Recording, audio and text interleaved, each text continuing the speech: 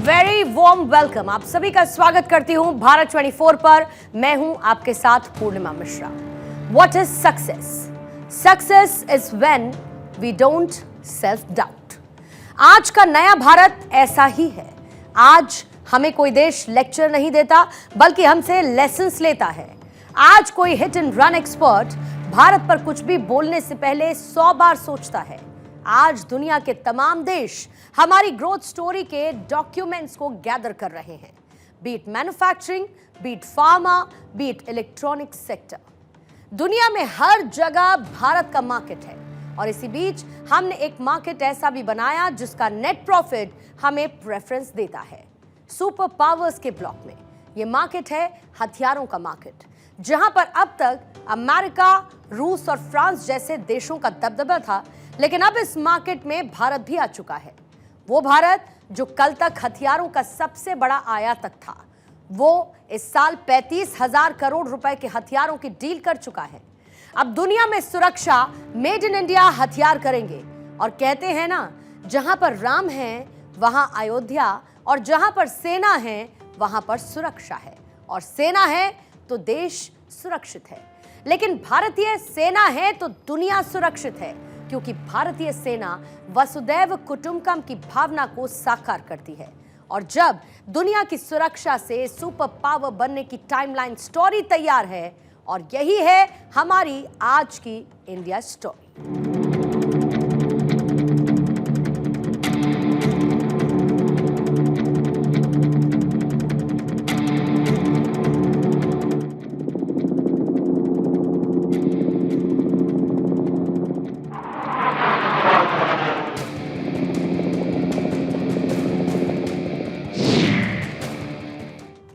दुनिया में हथियारों के बाजारों में भारत एक बहुत बड़ा प्लेयर बन चुका है और पिछले साल भारत ने करीब 21,000 करोड़ रुपए के हथियार दूसरे देशों को बेचे हैं। इससे पहले भारत हथियारों का सबसे बड़ा खरीदार हुआ करता था, लेकिन अब भारत दुनिया को हथियार बेच रहा है। आजाद भारत के इतिहास में ऐसा पहली बार हुआ जब भारत ने रक्षा निर्यात के मामले में 21,000 करोड़ रुपए का यह आंकड़ा छुआ। पिछले एक साल में इसमें 32.5% और पिछले 9 सालों में इसमें 3,000% की बढ़ोतरी हुई है। फाइनेंशियल ईयर 2023-24 में भारत ने कुल मिलाकर 21,083 करोड़ रुपए के हथियारों का निर्यात किया, जबकि फाइनेंशियल ईयर 2022 और 23 में भारत ने 15,920 करोड़ रुपए के हथियारों का निर्यात किया था।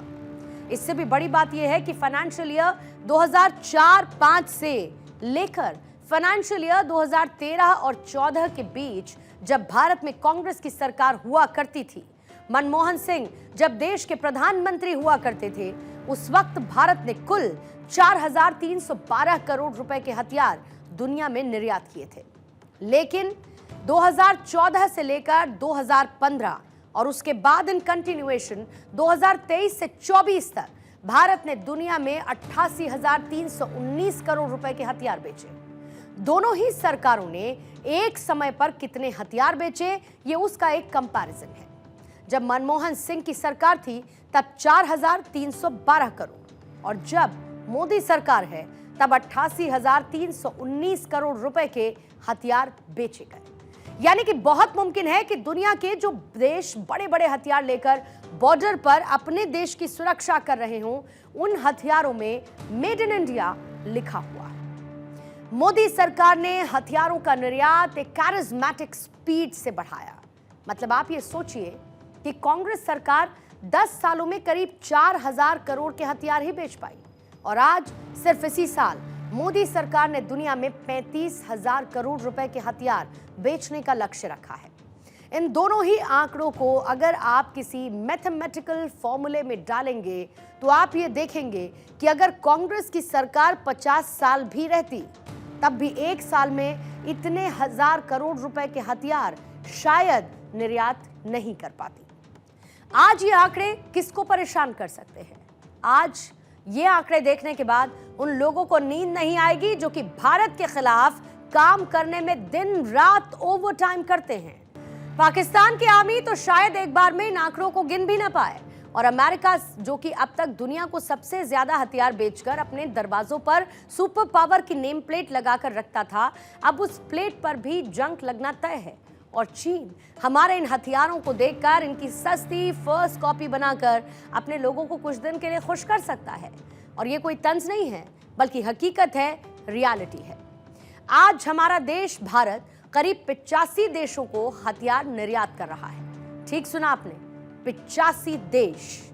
यानी कि ये 85 देश अपने देश में सुरक्षा का इंतजाम करने के लिए भारत के सामने लाइन लगाते हैं। हम सबसे ज्यादा हथियार म्यांमार को बेचते हैं 31%, इसके बाद श्रीलंका 19%, मॉरिशस को 12%, तो सेशल्स को 9%, नेपाल को 5.9%, तो आर्मेनिया को 5.1%, मालदीव्स 4.3%, और भी कई हैं जो आपकी स्क्रीन पर आपको नजर आ रहे होंगे। ये तमाम देश हमारे कस्टमर हैं।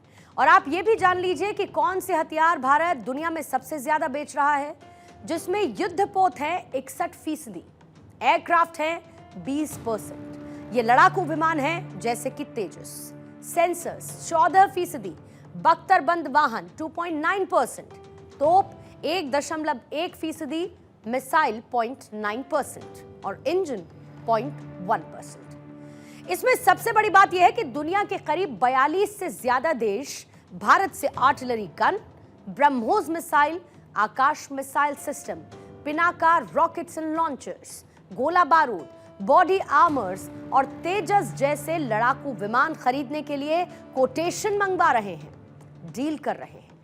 और इस समय रक्षा निर्यात में 60% की हिस्सेदारी प्राइवेट कंपनीज की है, तो 40% की हिस्सेदारी सरकारी कंपनीज की है। और भारत की हिंदुस्तान एरोनॉटिकल लिमिटेड, जिससे हम सभी आम भाषा में HAL कहकर पुकारते हैं, वो इस क्षेत्र में दुनिया की 41वीं सबसे बड़ी कंपनी बन चुकी है। इस समय दुनिया में हथियार बनाने और बेचने वाले सिर्फ 48 देश हैं, और इनमें भी टॉप 5 देश दुनिया के लगभग 76.5% हथियार एक्सपोर्ट करते हैं। यानी कि ये 5 देश ही दुनिया में 76% हथियार बेच रहे हैं, जिसमें अमेरिका का 40%, रूस 16%, फ्रांस 11%, चीन 5.2%, जर्मनी 4.2%। और जब ये सभी को हथियार बेच देते हैं, तब दुनिया में बाकी का जो स्पेस बचता है वो सिर्फ है 24% का। अब आप जरा बड़े ध्यान से सुनिएगा। दुनिया में एक वक्त आया जब दुनिया बहुत तेजी के साथ आगे बढ़ी। उस समय हम बंटवारे, गरीबी, सियासत, इन सभी चीजों में उलझे रहे और पीछे रह गए। लेकिन अब वक्त बदल रहा है। यहां पर प्रधानमंत्री नरेंद्र मोदी की डिप्लोमेसी को भी हमने डिकोड किया। मैं पीसीआर से कहूंगी कि एक बार फिर वो आंकड़े जरा स्क्रीन पर रखें, जहां पर हमने हथियार खरीदने वाले देशों का जिक्र किया था। अब आप एक बार फिर इन आंकड़ों को देखिए। ये कौन से देश हैं? ये सभी छोटे देश हैं।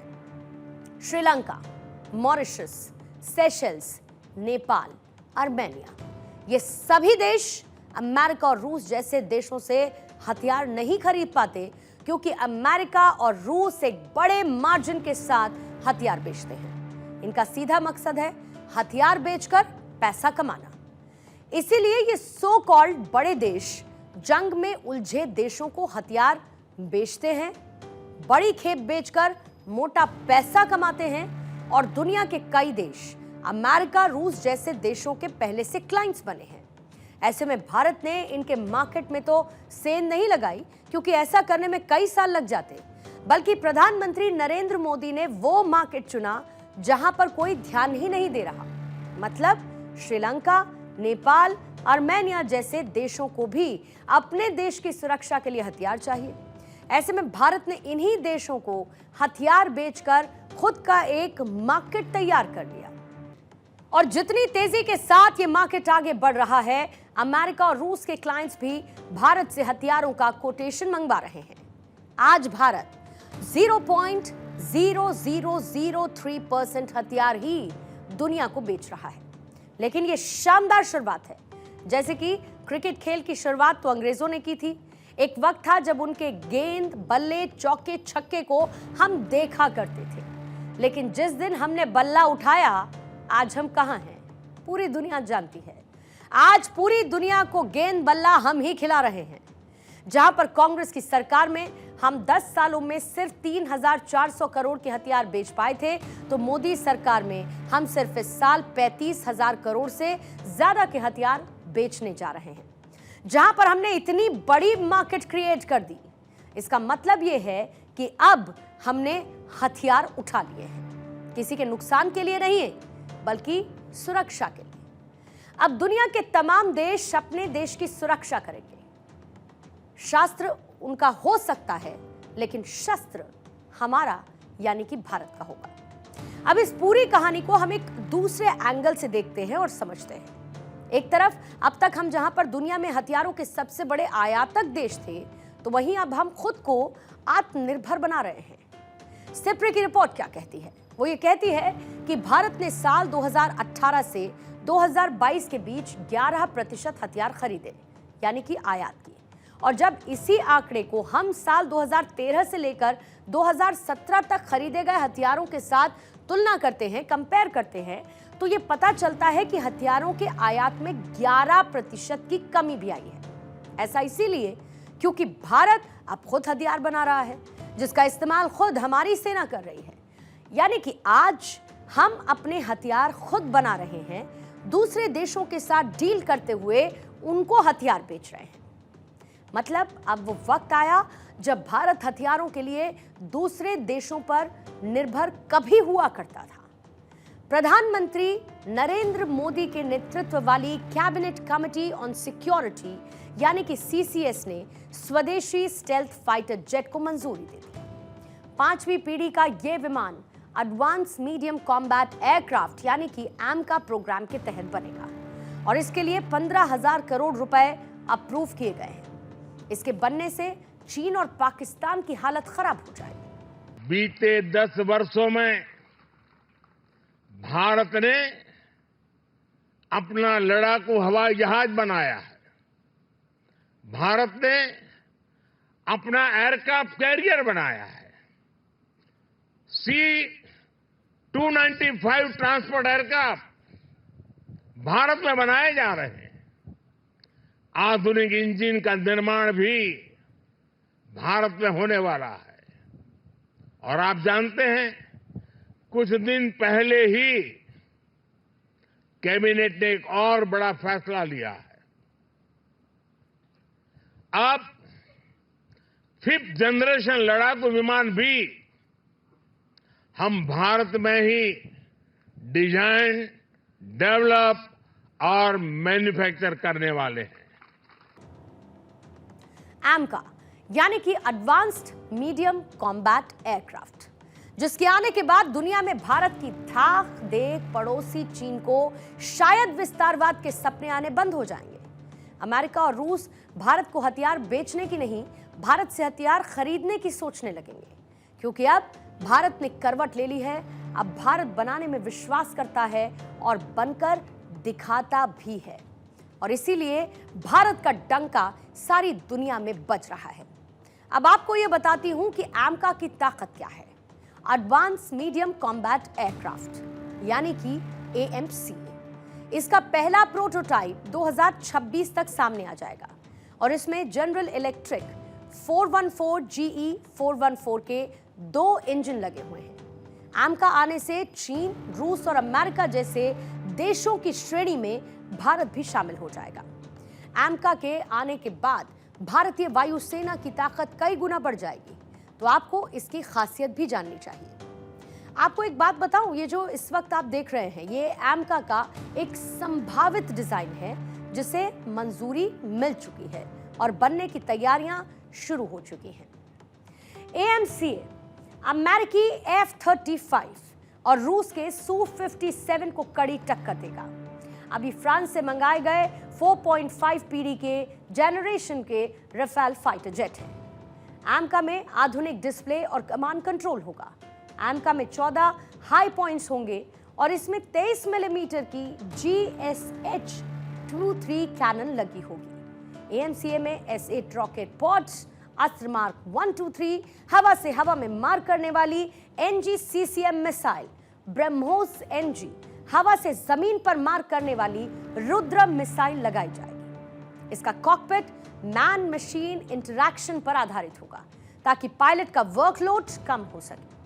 एम का अधिकतम 65,000 फीट की ऊंचाई तक जाएगा। एम का भारतीय वायुसेना और भारतीय नौसेना के लिए बनाया जाएगा। इंडियन एयरफोर्स एमका की 7 स्क्वाड्रन बनाने की योजना बना रहा है और पहले वर्जन के बाद एमका मार्क 2 और भी ताकतवर होगा। एमका मार्क 2 में जॉइंट वेंचर इंजन लगाने की प्लानिंग है। अभी रुकिए, अभी तो आपको और भी गर्व महसूस होगा। एमका दुनिया के सबसे ताकतवर माने जाने वाले अमेरिका के फाइटर जेट को पीछे छोड़ देगा। मतलब सिर्फ इसी का जलवा होगा। आपको दुनिया के सबसे खतरनाक और एमका की ताकत की तुलना करके आइए दिखाती हूं। एमका अमेरिका के सबसे खतरनाक F-35 को स्पीड में पछाड़ देगा, तो एमका की अधिकतम स्पीड 2633 किलोमीटर प्रति घंटे की होगी। वहीं F-35 की मैक्सिमम स्पीड सिर्फ 2000 किलोमीटर पर आवर है। एमका रेंज में भी अमेरिकी F-35 से ज्यादा होगा। एमका की रेंज 3240 किलोमीटर होगी, तो अमेरिकी F-35 की 2800 किलोमीटर सिर्फ। एमका की कॉम्बैट रेंज 1620 किलोमीटर होगी, तो F-35 की कॉम्बैट रेंज 1239 किलोमीटर की है।